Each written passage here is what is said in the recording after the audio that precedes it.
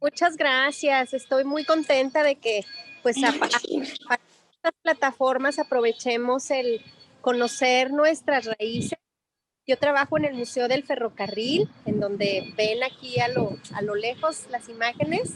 Es un museo en su totalidad al aire libre y las salas que lo componen son vagones. Como ustedes sabrán, hoy se celebra el 110 aniversario de la Revolución Mexicana y los trenes, los vagones, fueron una parte fundamental en esta lucha revolucionaria. Entonces, bueno, lo que me compete a mí ahora y el tema que me solicitaron, sobre el tema que me solicitaron hablar en el colegio, la maestra, la Miss Isabel Cibec y Miss Adriana Zamora, fue sobre la multiculturalidad en Torreón. ¿Esto qué quiere decir? La cuestión de las etnias. Etnias son grupos de personas de otros países que llegan a establecerse a una determinada ciudad. Fue el caso de Torreón. Por aquí tengo un ejemplo de una etnia que ustedes deben de conocer personas o aún ustedes deben llevar un apellido que tiene que ver con Asia, los chinos. Miren, voy a darle aquí una volteadita a mi cámara para que vean este letrero. A ver si se alcanza a ver. Aquí dice Luising Cafetería, comida cantonesa, chop suey. Bueno, ¿qué quiere decir esto? En el museo tenemos esa placa, es únicamente conmemorativa, no quiere decir que este espacio era el restaurante. El primer restaurante en la estación del ferrocarril en Torreón a principios del siglo pasado fue un restaurante chino que se llamó Luising. Luising era una persona proveniente de China que vino y se estableció en Torreón y aquí se quedó. Y hay generaciones todavía de su descendencia que habitan en esta ciudad, como puede ser el caso de otras familias que pueden provenir del Líbano, de Francia, de Estados Unidos, de Alemania, etc. Torreón fue un país una ciudad multicultural, precisamente porque llegaron a través del ferrocarril personas a establecerse aquí, porque era una ciudad muy próspera y lo sigue siendo en diferentes formas, pero sigue siendo próspera. Bueno, voy a darles el recorrido. Esta es la fragua, es el taller de fundición. En este lugar, los hombres del riel, los maestros en la herrería y en la forja, hacían sus trabajos en torno al ferrocarril, que era lo que se construía aquí, pues las vías, planchuelas, herramientas de hierro que se usaban para el buen funcionamiento de los trenes. En este espacio que ven ustedes aquí, así como lo ven, así se encontró cuando abrieron esta bodega, por así decirlo. Duró muchos años sin uso porque cuando Nacionales de México se privatizó, pues entonces ya no hubo una cuestión que tuviera que ver con los ferrocarriles y los pasajeros. Entonces este espacio duró muchos años cerrado y cuando decidieron hacerlo museo, se encontró el lugar exactamente igual con sus herramientas. Si ustedes no han visitado el Museo del Ferrocarril, yo los invito a que lo hagan. Estamos abiertos con todas las medidas sanitarias posibles. Únicamente aceptamos 5 personas por recorrido, entonces puedes venir con tu familia y te damos el recorrido exacto. No como ahorita lo estoy dando, un poquito más detallado, pero te podemos esperar aquí de lunes a viernes, de 10 a 3 de la tarde. Bueno, esta es la fragua. No me voy a detener mucho aquí porque me interesa que sepan cómo llegaba la gente de otros países a Torreón. Miren, vean qué padres los letreros. Estas personas que trabajaban para el ferrocarril eran personas súper disciplinadas, ¿sí? Ellos trabajaban, como se dice, de gallo a grillo y su trabajo era algo fundamental en su vida, era quizá lo más importante, aún más que su familia. Bueno, vamos a irnos por este caminito que nos va a llevar al vagón que se llama Pullman. El Pullman, su nombre es el apellido de una persona estadounidense que lo inventó con la finalidad de que hombres de negocios se trasladaran a diferentes lugares, pero de una manera cómoda. Este es el Pullman. Es un vagón de uso para clases VIP, por así decirlo. Posteriormente se convirtió en un coche escuela, este es el Pullman. Y precisamente en este tipo de vagones llegaron personas a habitar Torreón. Miren, por aquí nos subimos y les voy a dar un recorrido. Es un vagón hermoso, me encanta porque tiene todavía el ejemplo de lo que era un compartimiento. Miren, aquí es el coche escuela. Aquí antes se les daba clases a los jóvenes que decidieran ser maquinistas. Aquí está el motor seccionado en 6 partes para que pudieran entender el funcionamiento de un motor en una locomotora. Después les puedo dar una clase sobre esto, pero ahorita no es el punto. El punto es cómo llegaba la gente a Torreón en unos carros como estos. Este es un espacio que cuando quieran pueden venir con sus maestros para darles información. Es como una videoteca. Miren, también les enseño cómo era Torreón a principios del siglo pasado. No se ve muy bien, pero ese es el mapa de Torreón y por supuesto la vía adornando esta pequeña comarca. Fíjense bien, vamos al camarote, es lo que a mí más me emociona de este lugar. La gente viajaba así. Si ven los asientos, esta era la cama abatible, esta cama se bajaba. Esta es una cama que está arriba de los asientos. Cuando llegaba la hora de dormir, jalaban esas cadenas que están ahí y se podían dormir cómodamente. Tenía su armario, tenía su sanitario, ¿sí lo ven? Voy a levantar aquí la tapa. Este es el sanitario y su regadera. Estaba muy bien acondicionado y obviamente pues la gente que viajaba aquí era gente de clase social acomodada. No todo mundo podía viajar aquí. Este es como un camarote y así se cerraba y tenías privacidad. Por acá vemos una cocina. En este lugar hacían sus alimentos los camareros para 6 de estos camarotes que ustedes vieron. Este Pullman se componía de 6 camarotes. Se quiso dejar esto porque el maestro posteriormente, el maestro que les dije que daba clases aquí en un coche escuela, era su habitación. Y todo a lo largo de este vagón, pues era la escuela, pero eso fue a partir de 1946, 47. Previo a este año que les digo, este Pullman era un coche de pasajeros de primera clase. ¿Qué tipo de gente viajó a Torreón y se estableció aquí?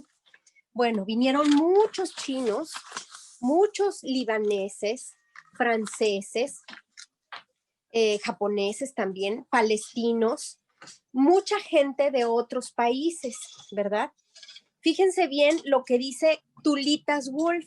Tulitas Wolf era hija de Federico Wolf, un arquitecto muy prominente de principios del siglo pasado que vino y vivió aquí en Torreón. Dice,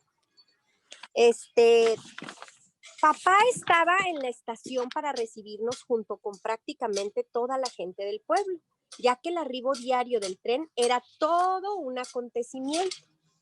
Torreón antes era muy pequeño, centrado en la estación del tren. De hecho, fíjense bien lo que dice esta jovencita del siglo pasado.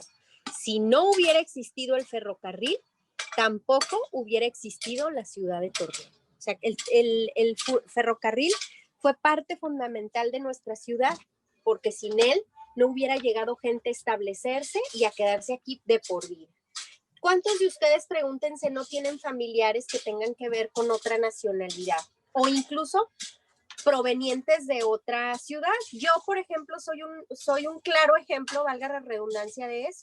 Yo no soy de Torreón, yo no nací aquí, yo vine de otra ciudad para estudiar y me quedé aquí. Y creo que pasa mucho también con los nacionales, la gente que es de México.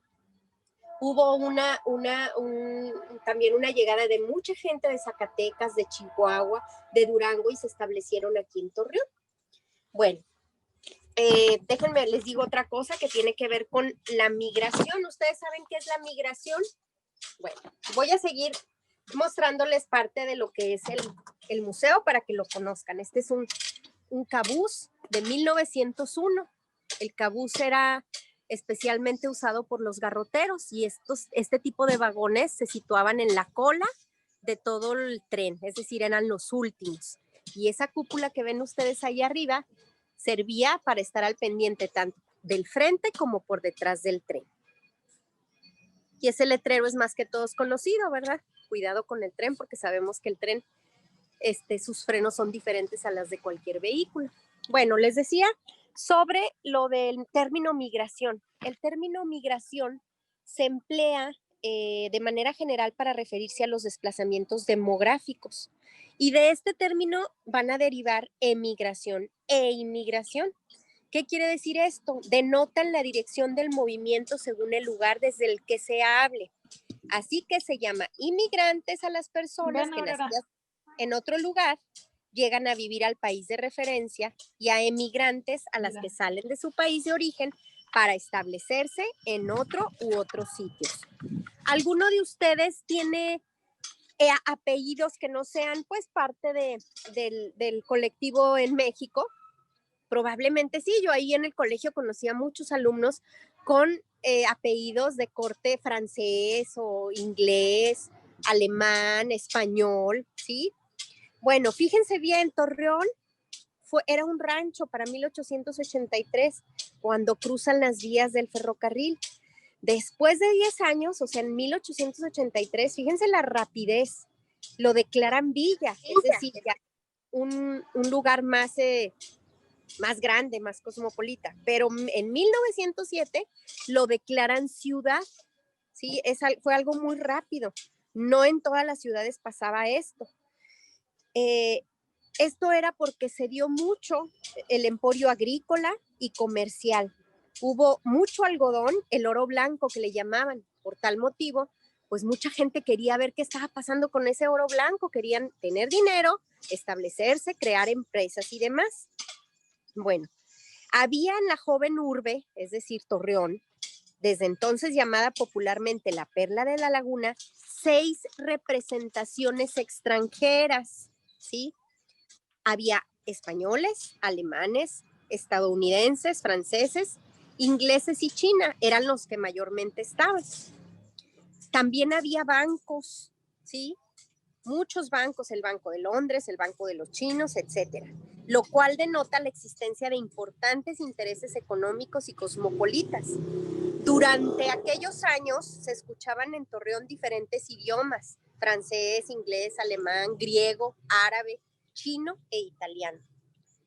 Fíjense también esta cuestión, a mí se me hace súper interesante, los valores de los laguneros a través de la multiculturalidad. Torreón contaba con ya importantes industrias relacionadas de uno u otro modo con el cultivo del algodón. Por ejemplo, la empresa La Esperanza, que era una fábrica de aceites y jabones; la jabonera La Unión; las fábricas textiles La Constancia, La Fe y La Alianza, así como la fundición metalúrgica Peñoles. ¿Qué les dicen los nombres de estas empresas?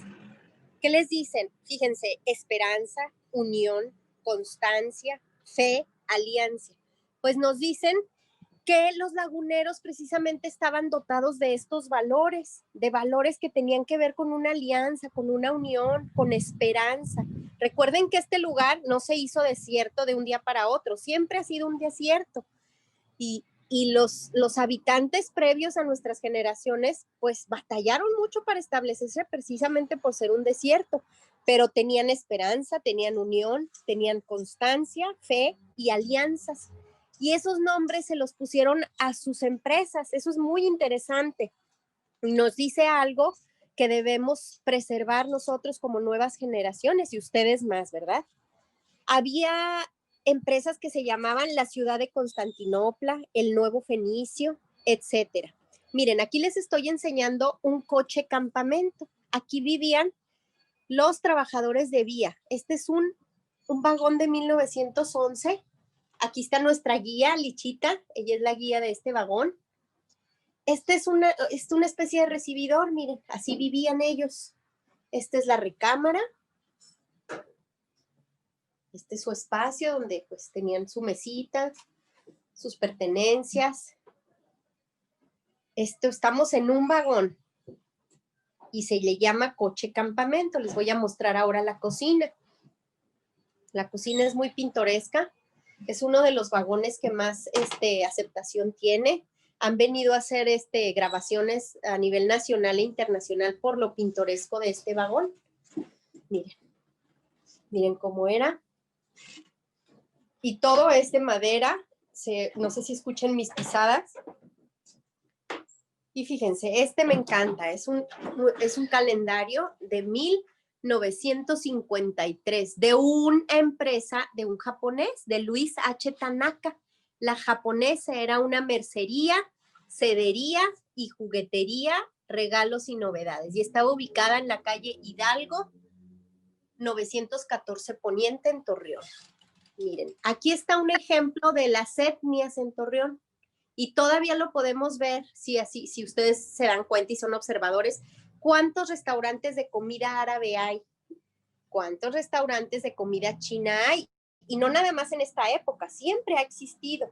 De comida española, de venta de paellas, de venta de chamorro alemán. ¿Sí lo recuerdan? ¿Si han escuchado en su familia? Bueno, este es un ejemplo de las etnias.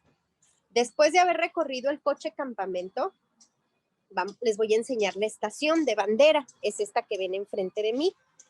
Este lugar era un taller de motores, pero al fundar el museo se quiso hacer una especie de ambientación de estación, es decir, cómo llegaba la gente a comprar su boleto, qué hacían. Bueno, pues aquí lo ambientamos. Esta es una sala de espera.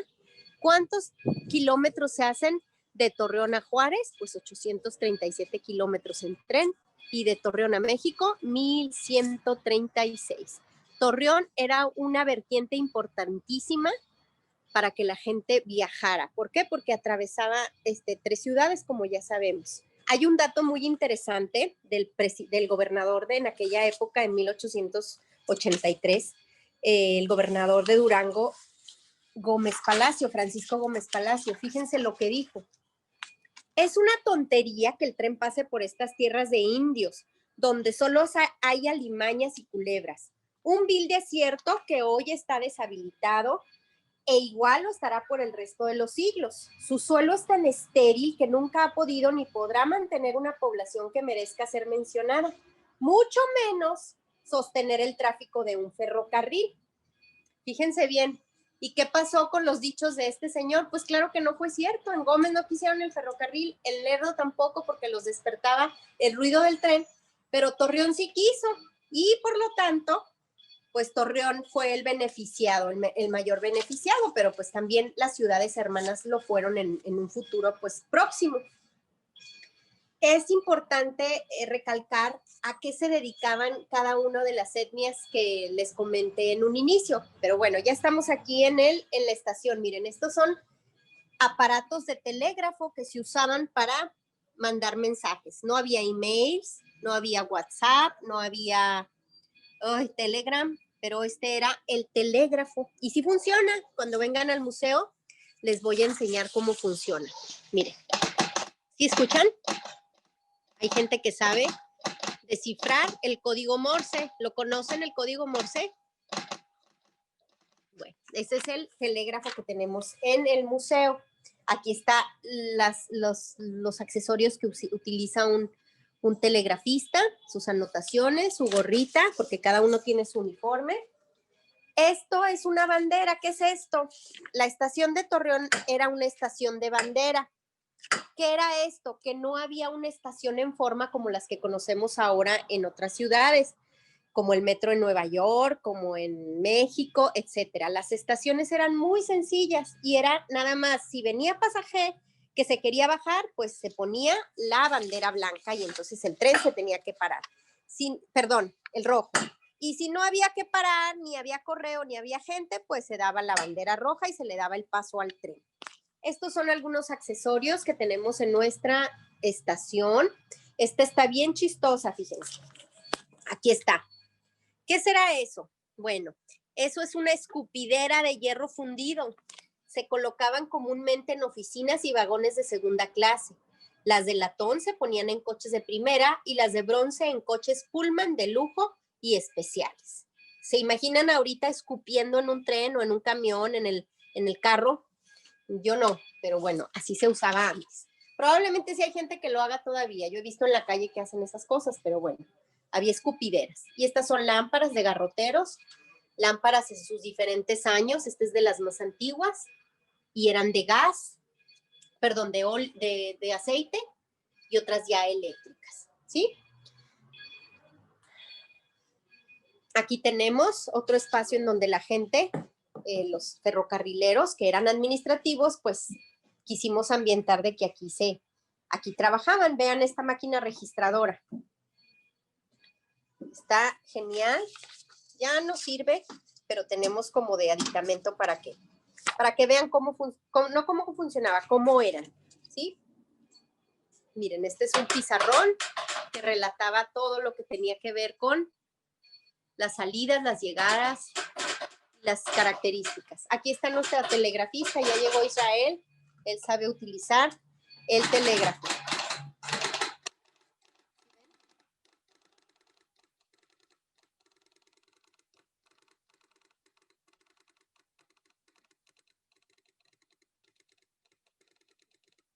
Muchas gracias, Israel. Bueno, seguido con nuestro recorrido, vemos por aquí el coche enfermería. ¿Por qué un coche enfermería? Este fungía como un lugar para consulta y para aplicar vacunas a las personas, familias y comunidades de los trabajadores de vía. Es muy importante aclarar que los vagones como como el coche campamento que vimos hace un rato, miren, es este, y como el enfermería. Y hay otros coches que se llaman coche tienda y coche pagaduría, que no los tenemos aquí en el museo. Esa caravana siempre iba junta, iba parándose en cada lugar donde se colocaban vías nuevas.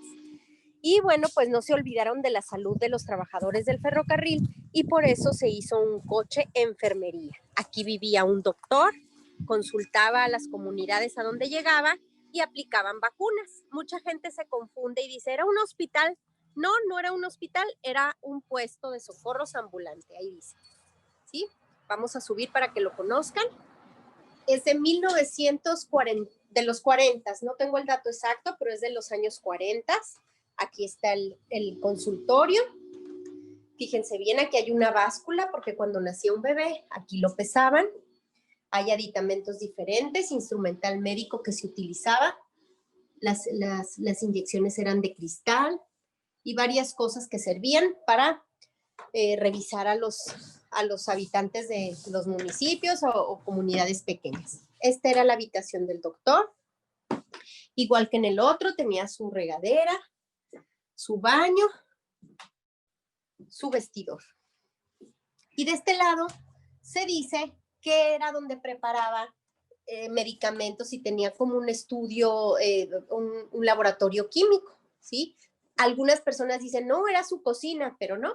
En estudios históricos se ha limitado a decir que era una especie de laboratorio casero para el doctor.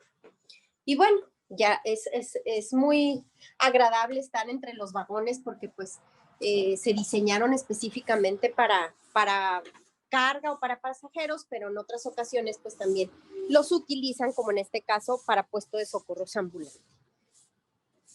Y vamos ahora a mostrarles nuestra pieza icónica del museo, que es la 1140. Esta es una locomotora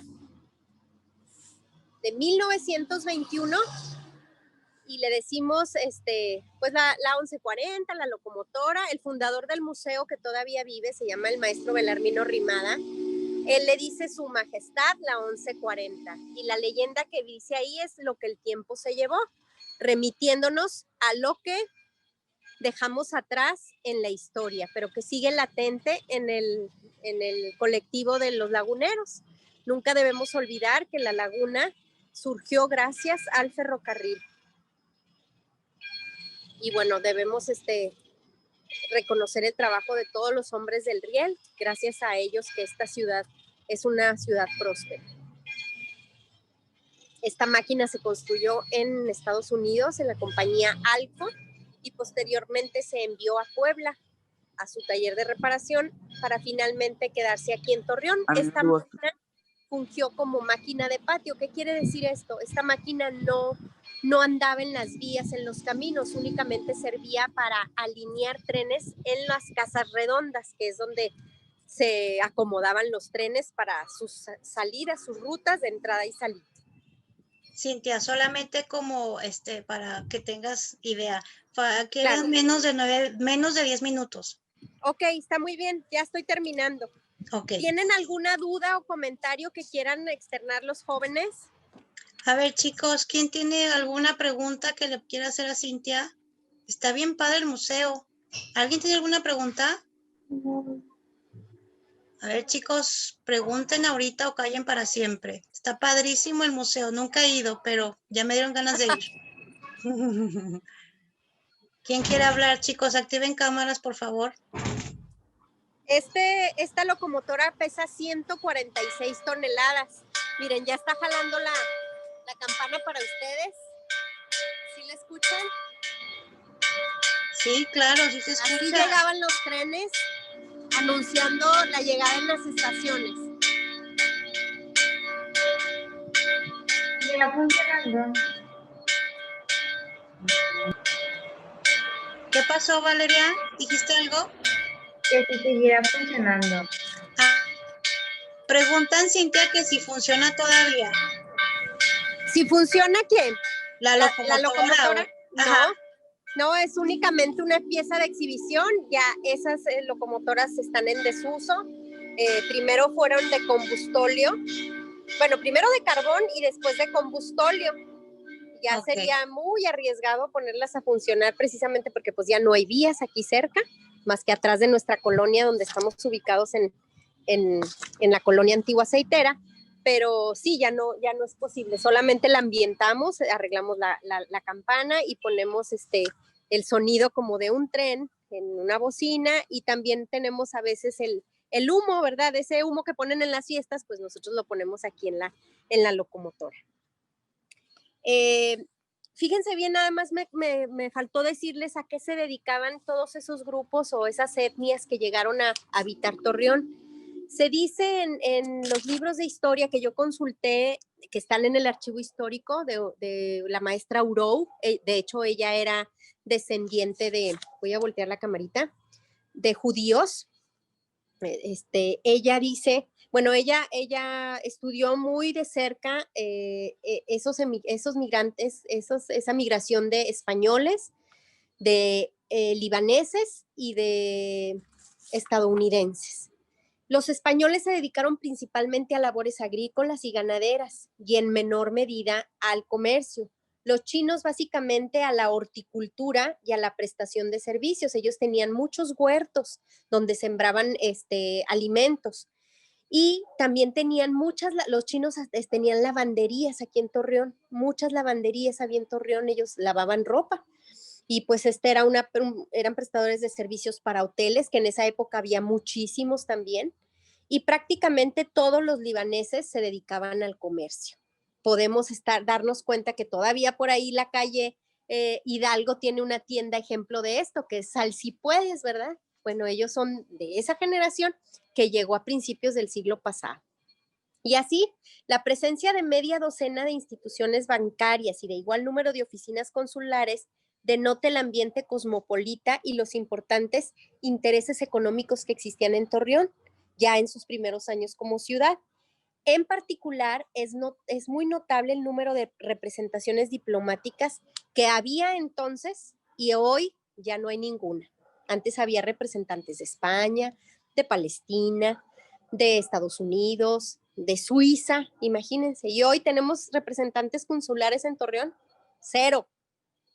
Se llegó a decir, chicos, que Torreón era la segunda ciudad cosmopolita después de la Ciudad de México. Fíjense bien, qué interesante y qué importante. Precisamente porque llegaba gente de todo el mundo a hacer negocios y a establecerse en la ciudad. Hay un escritor que ahorita no recuerdo el nombre, discúlpenme, que él compara aquella época de la boga cosmopolita en Torreón con un Dubái. Si han escuchado hablar de Dubái hoy, ¿verdad? Es una ciudad espectacular. Bueno, en aquella época, Torreón era un Dubái. Todo mundo quería venir a Torreón para ver qué estaba pasando, porque había tanto movimiento, porque había tanto éxito económico. Pues el éxito se debió precisamente a la mezcla de tantas culturas, de tanta gente trabajadora, de tanta gente que salió de sus países por situaciones bastante tristes a veces, por pobreza, porque eran expatriados, eran corridos de sus países y vinieron a albergarse a Torreón y a comenzar de nuevo. Entonces, bueno, pues eso es un ejemplo y además es un reto para nosotros de seguir adelante, trabajando por una ciudad que se hizo en el desierto, se hizo con mucho esfuerzo y tenemos esa responsabilidad como nuevas generaciones de sacar adelante a nuestra ciudad como tal. Y bueno, pues no sé si quieran agregar algo. ¿Alguien tiene una pregunta para Cintia? Chicos, ¿no? Bueno, a mí me encantó el museo. Estoy encantada con ese museo. Cuando pueda y tenga la oportunidad de ir, voy a ir porque sí está muy bonito. Y Claro. chicos, está súper interesante el museo. El hecho de que exista este museo nos muestra por qué Torreón en comercio o en actividad económica es más importante que Gómez, por ejemplo, ¿sí?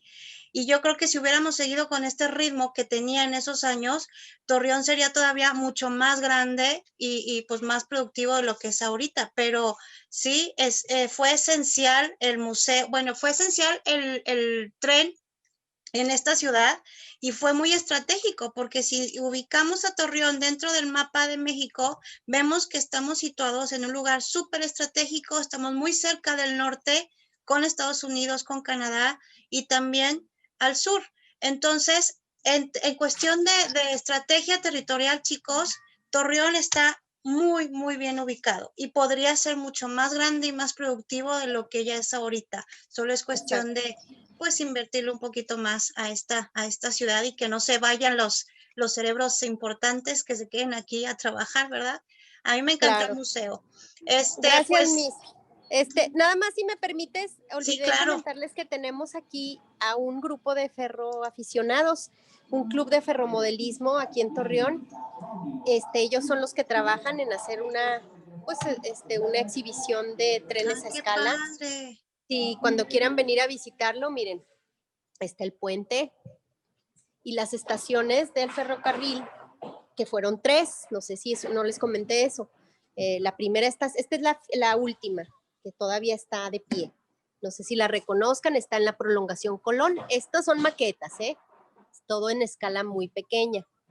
Y tenemos aquí la segunda estación del ferrocarril, que esa se hizo en la calle Valdés Carrillo, por ahí por los años 30, donde ahorita está Woolworth, ¿sí? Y esta, la más grande, esta que ven aquí, esta es la primera estación del ferrocarril que estaba situada donde hoy es el Mercado Alianza, justo enfrentito de la Casa del Cerro. Miren, y aquí está una escala, por aquí. Y ustedes pueden venir más adelante, en unos meses más ya va a estar lista, habilitada para que puedan ver correr los trenes. Aquí está el líder del club, Humberto. Salúdanos, Humberto. Son alumnos del colegio inglés que están dando el recorrido. Y ellos son un club de ferroaficionados que solicitaron el espacio en el museo. Se nos va a cerrar la sesión, Cintia, me da mucha pena que te quedes así. No. Pero nos vemos, me dio gusto verlos y gracias por la oportunidad. Nos vemos en la otra sesión. Creo que tengo otro grupo, ¿verdad? Muchísimas gracias, Cintia. Que estés muy bien. Gracias, Cintia. Gracias. Bye. Bye. Bye.